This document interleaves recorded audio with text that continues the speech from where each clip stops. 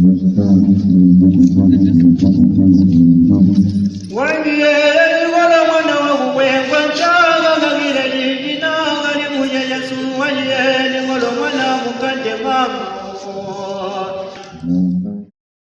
about the constituency offices, the interaction between MPs and the constituents, or the issue between Komako and the community in the chiefdom of Nyalugwe.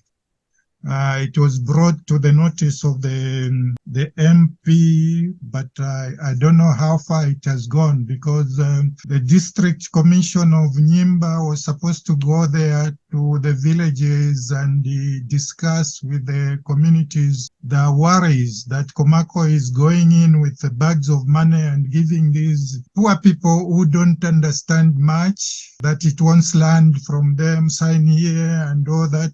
And like most people don't even understand what they are signing for.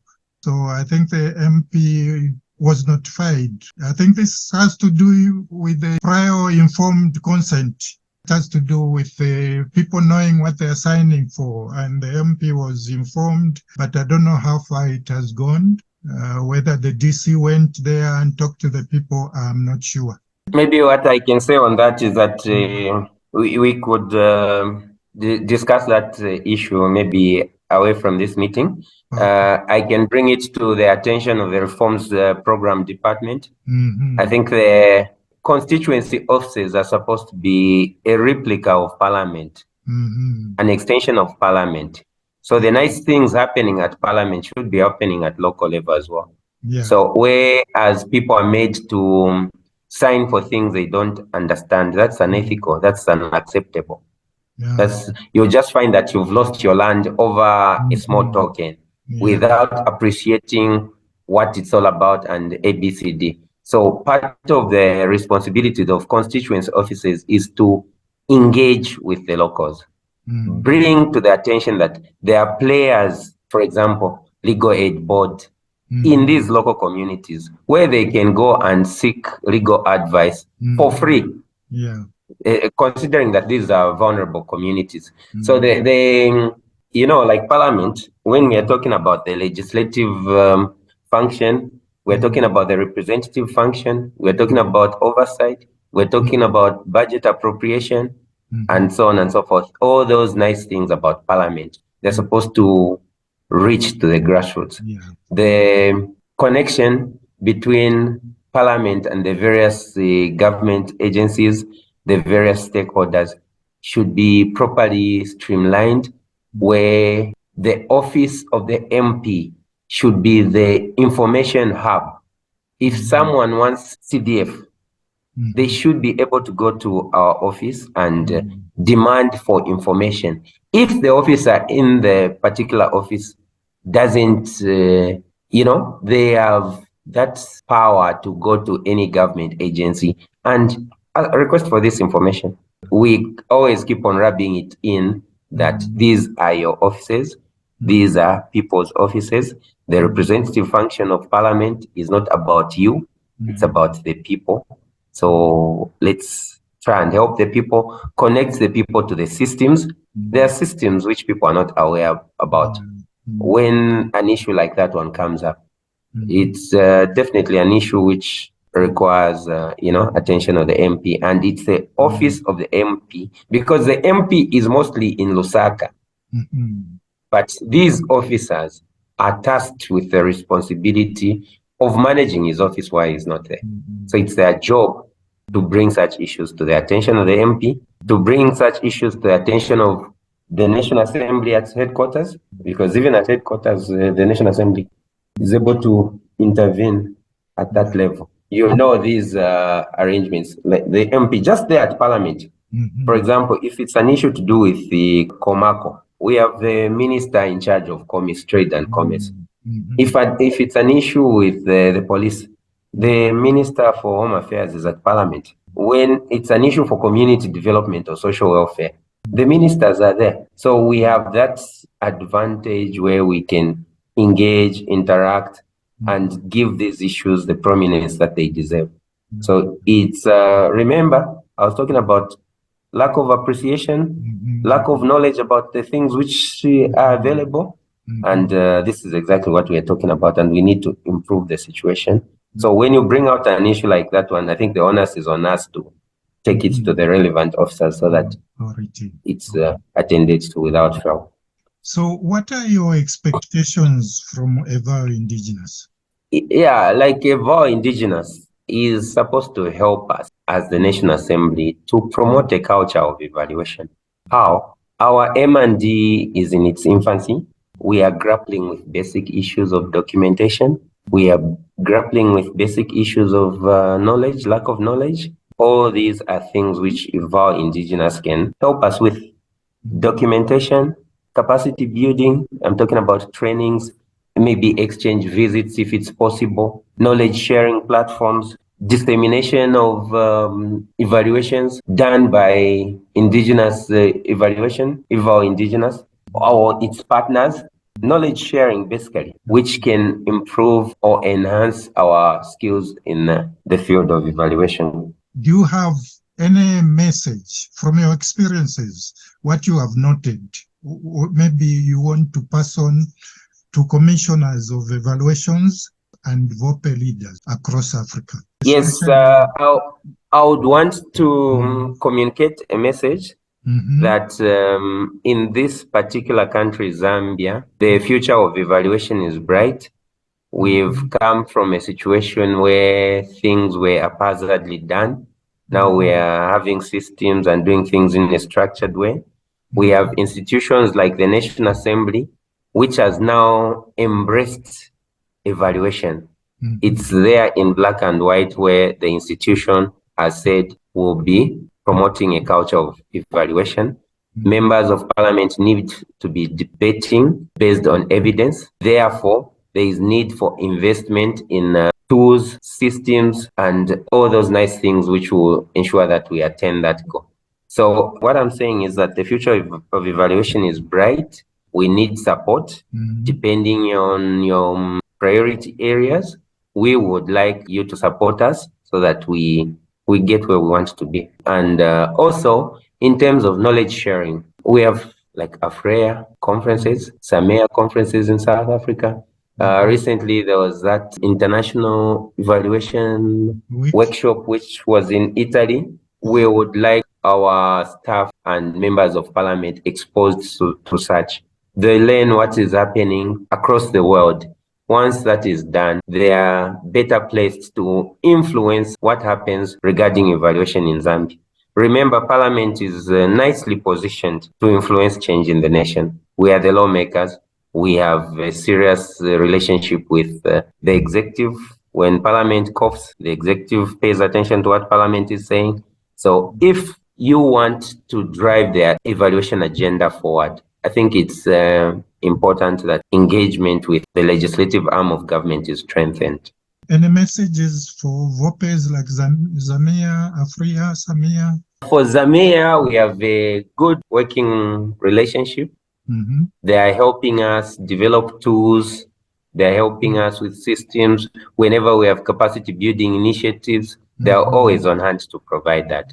We would like to see a similar arrangement with the other international associations for professional evaluators. AFREA, we've attended one or two AFREA conferences.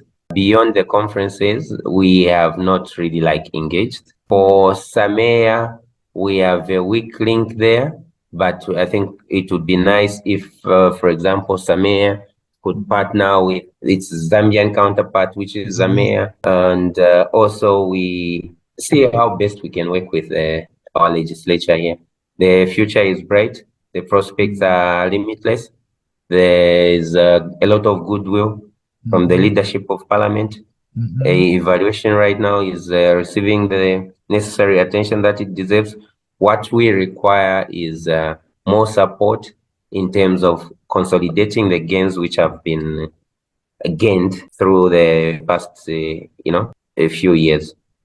That appeal goes also to governments and the donor community? Yes, governments and donor community, Well, we are engaging, for example, with the United Nations family. There's been some engagement of late. They indicated that 2023, like UNDP, the evaluation office, would be partnering with us to see priority areas where we could work together. With government, we are already doing that. We are part of the government-wide monitoring and evaluation framework. Parliament is part of the class advisory group on governance, which consists of oversight institutions like the Office of the Auditor General, the Anti-Corruption Commission, the Police Service Commission, and the likes. So we are part of this framework, and we are making sure that the legislative arm of government is not left out in terms of attaining the necessary results as far as evaluation is concerned. What do you think is the path that the evaluation community across the world should take in the next years? You've heard of Evaluation 2030 and the African Union's Vision 2063. So what are your ideas on where evaluation should go? So I would still get back to the point I made earlier. The evaluation practices which should be promoted going forward should be in line with indigenous practices. It should be in line with what the locals want. They should be in line with the needs and aspirations of the locals. It should be holistic in approach. It should have all those nice things where there is proper ownership. Once there is ownership, we are guaranteed of seeing proper results. Remember, when we're talking about evaluation, we're talking about trying to see development results. So we need to put at the core of our evaluation the needs and the aspirations of the locals. It shouldn't be like top to bottom. It should be participatory, where all the stakeholders across the board, their views and aspirations are taken care of, even as we conduct our evaluations. That way, we'll be able to develop again. Yes, ownership, that's something we can say has been tried before. Have you heard of the Paris Declaration on Aid Effectiveness?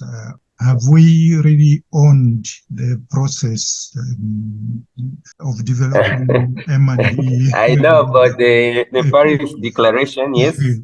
It was a nice declaration, but what I'm talking about is like being pragmatic and implementing what we are, those nice things there, translating those nice things into action. That's basically my appeal. The translation needs money. You are not able to cover the 156 constituencies because of money. So where do we get the resources from? The resources. I think when you look at the world, we have the north and the south, and even locally, we cannot expect to be getting. Some of these practices, it's a mindset, it's change in mindset amongst ourselves. If we are talking about aid coming from the north, well, of course, it will come with the conditionalities. It will come with things which the West is trying to promote. Now, when we make deliberate effort of coming up with evaluations, budgets for evaluations, supporting the training of our staff, supporting the exchange visits, exchange programs by doing what? When we are planning our programs, developing these policies, we do a deliberate component budgeting for evaluation. Even when you're approaching the donor community, it becomes easier where we say we budgeted so much, we would like to do more. The gap is this. You come out like you're serious about what you want to achieve. You cannot start from zero and expect everything to come from elsewhere, and then at the same time claim that our evaluation doesn't capture our needs and aspirations. Of course, it will capture the needs and aspiration of he who pays the piper. It's true. It's true, but when are we going to get out of that? Because most of these things are donor-driven. Capacity building in Africa, in M&E, is donor-driven. Yeah. So you young people will come up with ideas. That one is a tricky one. It's a tricky one. We have a long way to go, except we need to start putting those nice things like the issues in the Paris Declaration. into action. We go beyond the usual rhetoric, business as usual kind of arrangement. We are talking about the development evaluation, focusing on results as, it's supposed to help us in all endeavors of our development, all various aspects of our development. Now, if we neglect the component of evaluation where we make deliberate effort ourselves, that support will come. Even when the donors come, we press it on them that, okay, 5% of this budget should go towards evaluation. I'm not sure they would disagree, but the onus is on us, in my view. Mr. Chanda, thank you very much. Thank you very much, allowing Mr. me to interview you and get your views on all these issues. I'm very grateful. I'm equally grateful for the opportunity. It's been humbling experience sharing my views on this matter of evaluation, which I trust is a very important one in as far as our development is concerned as a developing country, as a parliament, and even at individual level, evaluation is very critical. It's an issue which we need to cast. So thank you very much for this opportunity. You're welcome.